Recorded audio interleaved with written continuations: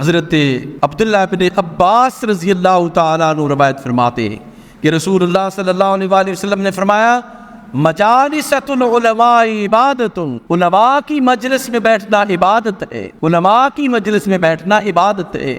جناب رسالت مآب صلی اللہ علیہ وآلہ وسلم تمام مرد و زن اس میں شامل ہیں۔ اگر ایک عالم ہے تو اس عالم سے علمی استفادہ کرنا ہر مرد پر فرض ہے۔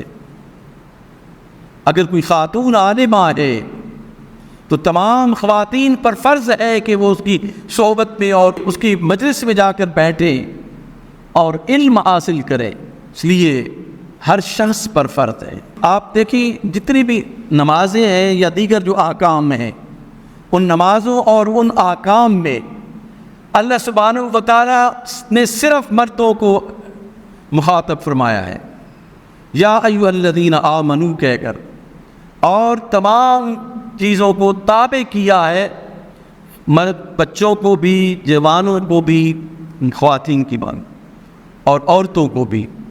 اس آمنو کے حکم میں مخاطب تو مرد ہے، لیکن مرد کی اتباع میں خواتین بھی اس میں شامل ہیں، بچیاں بھی اس میں شامل ہیں۔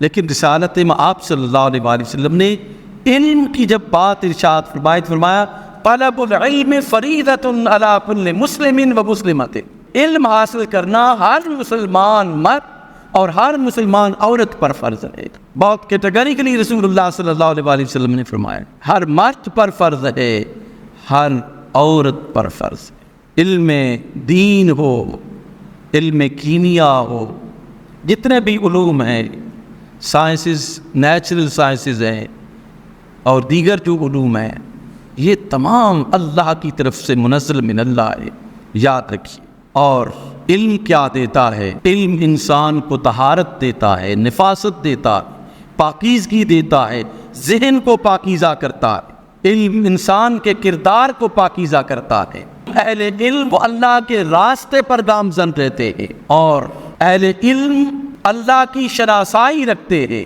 بے علم نہ تواں خدا را شناخت، بے علم کو اللہ کی پہچان نہیں ہوتی۔ اللہ کی پہچان کے لیے علم ضروری ہے، اور یہ اصل الاصول ہے اللہ کی پہچان، میں نے عرض کیا آپ کے سامنے۔ اس لیے اگر علم آپ کو نفاست، پاکیزگی، طہارت اور آپ کے خیالات کو اچھا کرتا ہے تو آپ نے علم حاصل کیا۔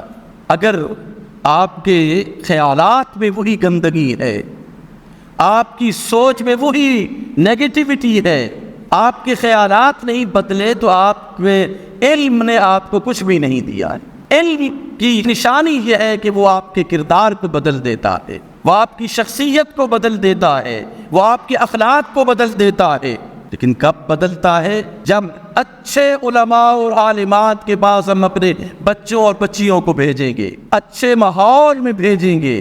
اگر ایسے ماحول میں جائیں کہ جہاں پر انسانوں اور حیوانوں کا کوئی ڈفرینس باقی نہ رہے تو وہاں علم کچھ بھی کسی کا کچھ نہیں بگاڑ سکے۔ علم کے لیے ضروری ہے کہ صاحب کردار، صاحبان علم و دانش کے پاس اپنی اولادوں کو بھیجیں۔ محض کسی کا ایم فل کر لینا یا پی ایچ ڈی کر لینا یا ماسٹرز کر لینا کافی نہیں ہے، بلکہ وہ کردار کا بھی اسی طرح دھنی ہو جس طرح جناب رسالت مآب صلی اللہ علیہ وآلہ وسلم کی سیرت۔ علم ایک فیض ہے، وہ کب منتقل ہوگا؟ جب اہل علم اپنے کردار کے اعتبار سے مضبوط ہوں گے۔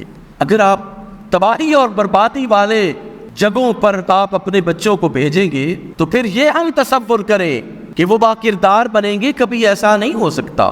باکردار بچوں کو بنانے کے لیے ضروری ہے کہ ان کے اداروں کا صحیح انتخاب کیا جائے، معلمین کا صحیح انتخاب کیا جائے، اور واقعاً دیکھا جائے کہ یہ ادارے اس قابل ہے کہ بچوں کی صرف علوم نہیں، کردار سازی بھی کرتے ہیں۔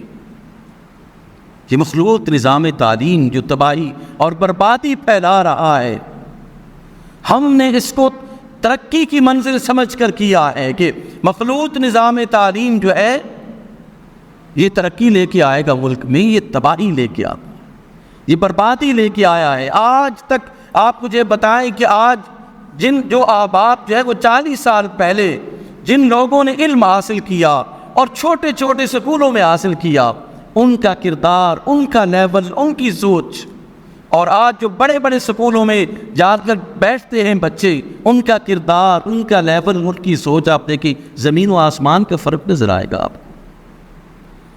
آپ کے والد نے آپ کو 10 دفعہ گالی نکالی، آپ یوں خاموش رہیں گے. لیکن آج تو بچی کہتے ہیں کہ میری پرائیویسی میں مداخلت کر رہے ہیں آپ کو یہ اجازت نہیں ہے، ابو امی آپ کو یہ اجازت نہیں ہے کہ آپ میری پرائیویسی میں مداخلت کریں. کہاں کی پرائیویسی؟ اولاد کو اتنی جرأت کس نے دی ہے؟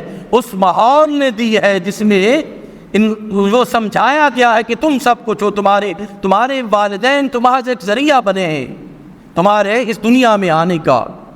حالانکہ یہ والدین ایسے ہیں کہ روئے زمین پر ان جیسا شفیق کسی انسان کو نہیں ملتا، ان جیسا محبت کرنے والا کسی انسان کو نہیں ملتا. پھر بھی ماحول یہ سکھاتا ہے، ادارے یہ سکھاتا ہے تم آزاد ہو، وہ پھر بادر پدر آزاد ہو جاتے. یہ مخلوط نظام تعلیم کی وجہ سے. اور بہت قابل افسوس ہے کہ ہم نے ہر چیز جو مغرب سے آتی ہے اس کو یہ سمجھتے ہیں کہ یہ ترقی کی وجہ ہے، اس سے ترقی جو ہے ملک ترقی کرے گا.